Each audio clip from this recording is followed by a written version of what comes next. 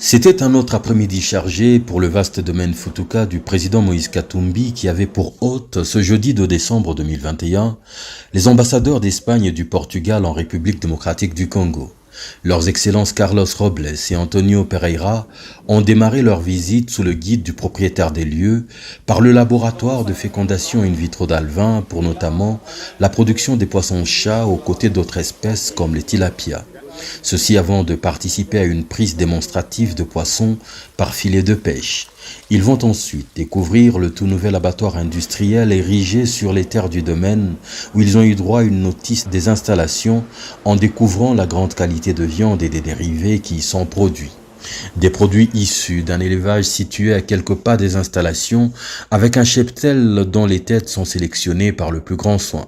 Parce que Futuka c'est surtout un des plus grands champs de maïs en Afrique, les hôtes du président Katumbi ont eu droit à une séance de semences en plein déroulement à l'aide d'une technologie de pointe. Parce que Futuka est un tout, les ambassadeurs se sont plongés dans le ventre du parc animalier qui y est logé pour découvrir quelques merveilles de la nature protégées ici. La visite s'étendra par la suite à la Katumbi Football Academy, sa chapelle, les nouveaux appartements d'entraîneurs, les salles de classe, le potager d'élèves footballeurs, surpris eux-mêmes en pleine séance, la salle de musculation, la salle de briefing avec projection vidéo, le réfectoire, les dortoirs ont été attentivement scrutés par les visiteurs qui mettront un terme à leur après-midi par la minoterie Machamba où le maïs en provenance de la ferme subit sa transformation finale. Une énorme satisfaction, une énorme surprise. Et voilà, j'ai beaucoup appris. Une journée très très bien remplie. Je ne m'attendais pas ni à la diversité du projet, ni à l'ampleur du projet, ni à la qualité du projet. J'ai été absolument dépassé sur tous ces fronts.